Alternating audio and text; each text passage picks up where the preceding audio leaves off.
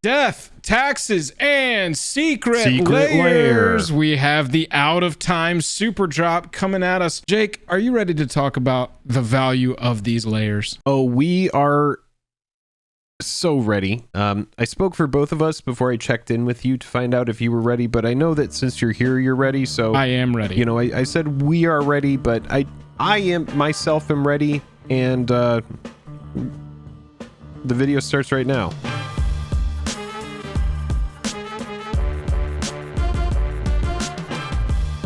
Highest level of gratitude to our patrons who power the channel through Patreon. Check out the Patreon link in the description to learn about monthly giveaways, VIP Discord access, and even our official playmat. Hello and welcome to the day. Thank you for spending your time with us. I'm Jake. I'm Joel. Welcome back to another episode of Jake and Joel Are Magic. We are going to talk about the out of time super drop.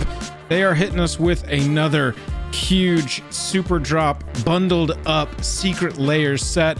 But before we get into it, if you would, by the end of the video, if you got a little value out of this, hit that like button, hit that subscribe button. It helps us out more than you can know. It's a great way to support the channel, and if you want to get involved on a deeper level, go and check out Patreon. The link is in the description. We've got a lot of cards to talk about today, so there's no time to delay. One thing to say before we get into these cards, take all the prices we discussed today with a grain of salt. We're going to use a standard 2x multiplier for foils. But again, that is going to be subjective. We're going to go through each individual layer and talk about the value of the individual cards if you were just targeting the cheapest, most obtainable version of that card. Let's take a look at these layers. So, Jake, we are here on the Out of Time Super Drop website. We've got all of our bundles across the top. Let's start down at the bottom. The very first one that we're going to take a look at is our Math is for Blockers Secret Lair. Jake, this one includes a Brazen Borrower, a Vindictive Lich, a Meandering Tower Shell, an Oron Frost Fang, and a Thragtusk. Yes. Brazen Borrowers are around $20. Vindictive Lich is around $8. Frost Fangs around $12. Tower Shell and Thragtusk don't have any value at all. Yep, they've been the big tortoise is kind of lackluster, although it does look very cool, and Thragtusk has been reprinted just so many times. The art on these is this is the whole point of Secret Layers. There's going to be exclusive art on these cards. One thing we should note is that all of the layers we're going to talk about today have the same price. There is one of them that does not have a foil variant, but all of these layers are $30 for non-foil and $40 for foil.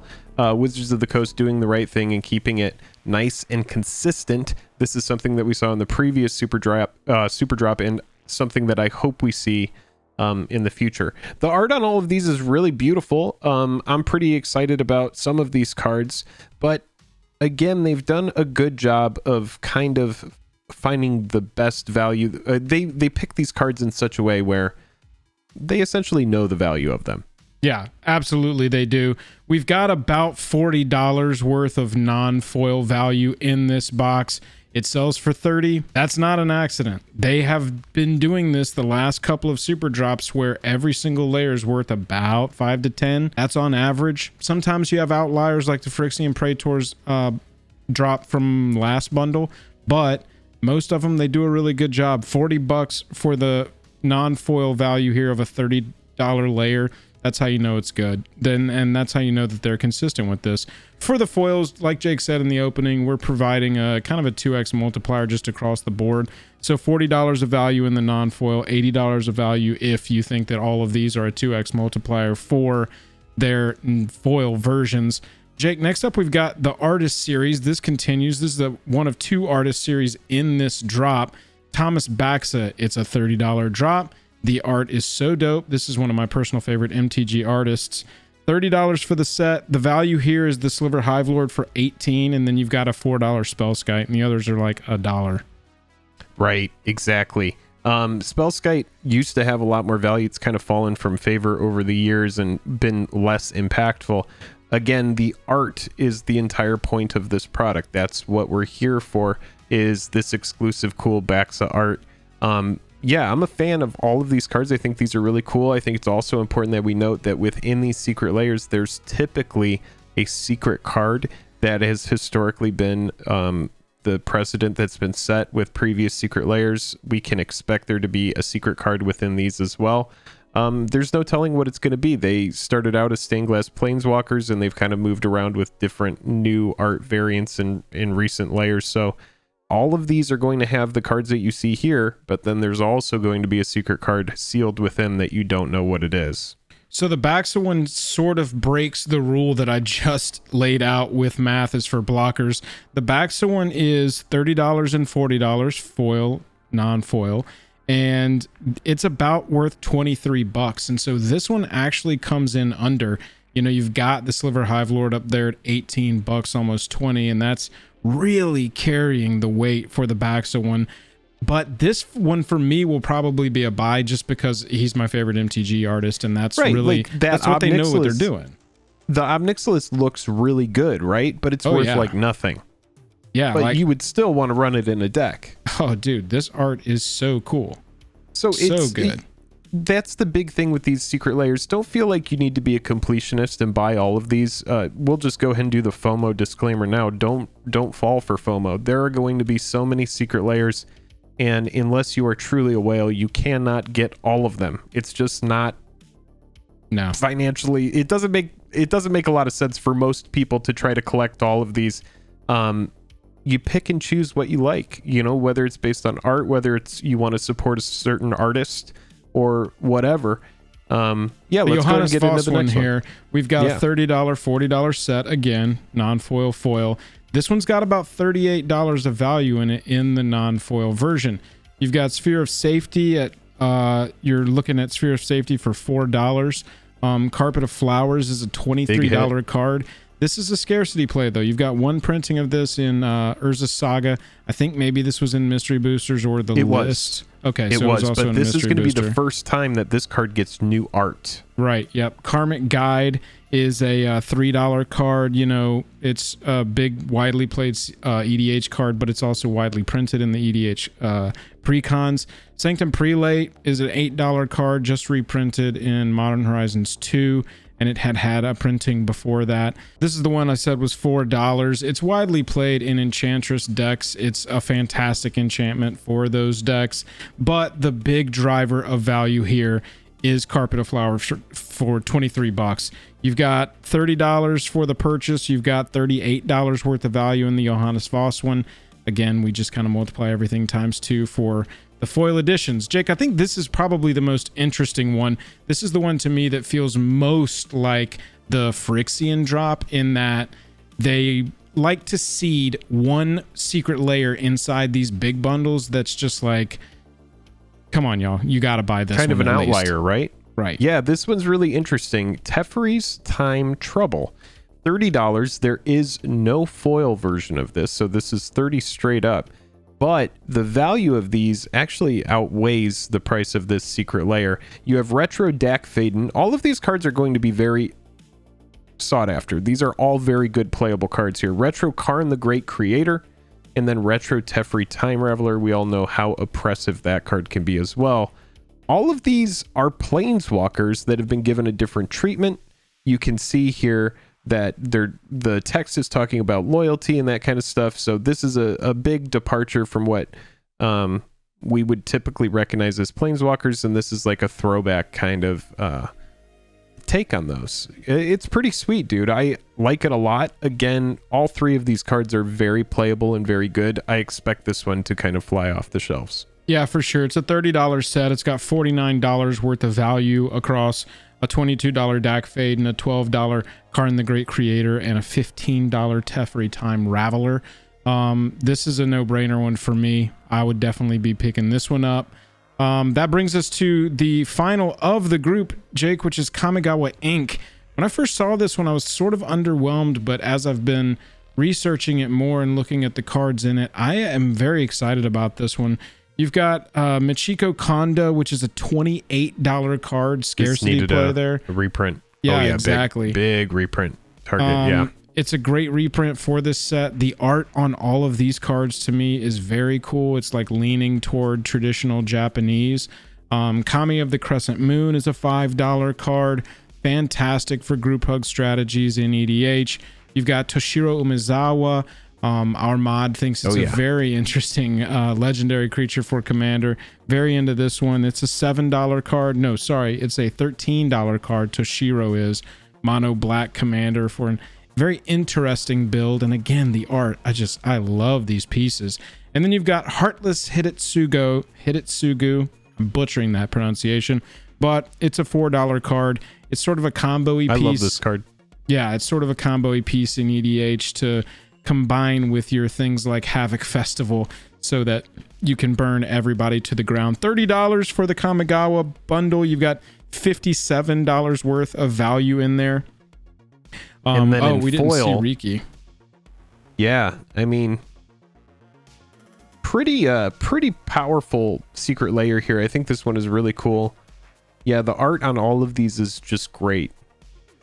Yeah, I'm a big fan of it. $30, you got $57 worth of value in there. And then if you're looking at multipliers on foils for this one, I think the Kamigawa's got some of the best because you've got 2 cards over $10 in there. And so those in foil are really going to blow up.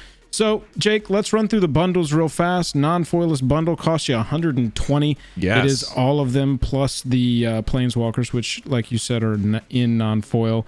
$120 to buy, about $207 worth of value. So the non-foil bundle really delivers. If you do not have a lot of these cards, this is a great jumping in point for you. If these are cards that you are interested in picking up, I'm going to say this about this Secret Lair, about all of these bundles. We've talked about all of these cards. Joel, I find it all in all a little bit lackluster, and that might just be because of the cards chosen. How do you feel about it? Because I feel like on the previous bundle that we reviewed, I was like a lot more into it, and that may have just been because of the Praetors. We had some interesting lands in there as well. How do you feel about this one? You know what I think it is? I completely understand what you're saying, and I get that feeling. I think it's that we've got 2 artist series in here, and I may be mistaken on this, but I think this is the first time we've had 2 artist series in one of the big bundle sets, right? I'm not 100% on that, but maybe so. Both of them in this set, I'm not super excited about the cards included with Johannes Voss. And we know that the artist series are always going to be kind of a crapshoot because we know that they let them pick their own cards as subjects to a certain degree. And so I'm thinking maybe that's where it's a little underwhelming. Also, I'm not really into the Mathis for Blockers set as a like funny set meme thing. It's got 2, maybe 3 really good EDH cards in it. And I've said it in multiple videos like this before. What I want personally from Secret Lair is cool versions of playable Commander cards. And each bundle to be presented at a price that's providing a little value.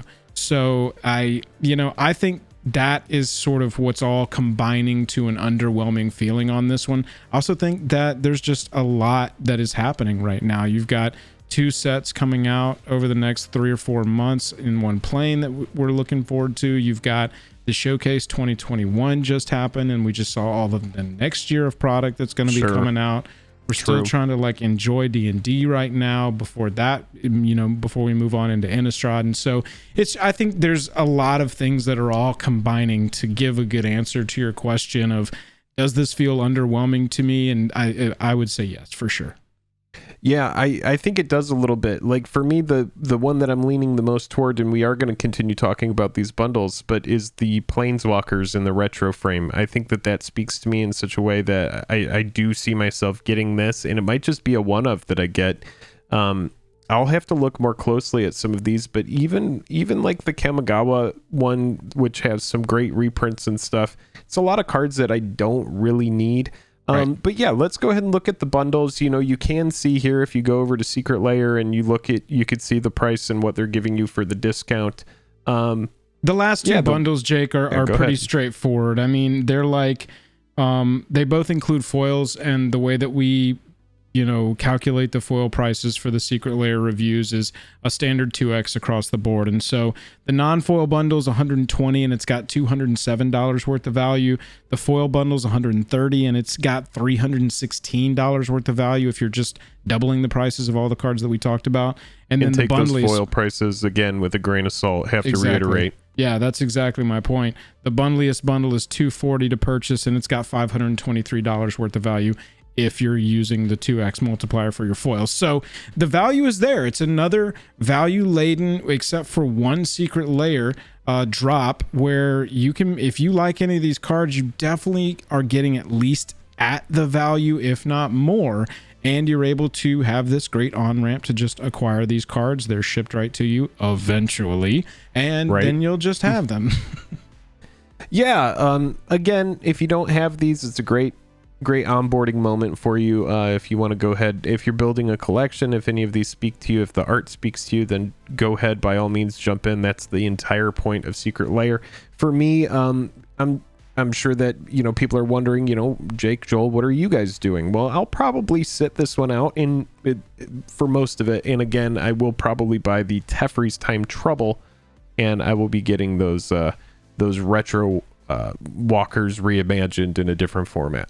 I'll be engaging with it the same way, except I do want the backs of cards. So I'll be getting the Planeswalkers and the backs of cards just because one of my favorite MTG artists. And that's kind of how we're going to go with it. Everybody, let us know down in the comments if you're going to be picking up the Out of Time Superdrop, and if you think we've misrepresented any of the value, you know, research that we've done on any of these layers. Yeah, this is there's going to be more Secret Lair. Again, don't fall for the FOMO. There is always going to be more stuff. That's how all games are being designed these days, is buy stuff in a secret or in a specific window of time.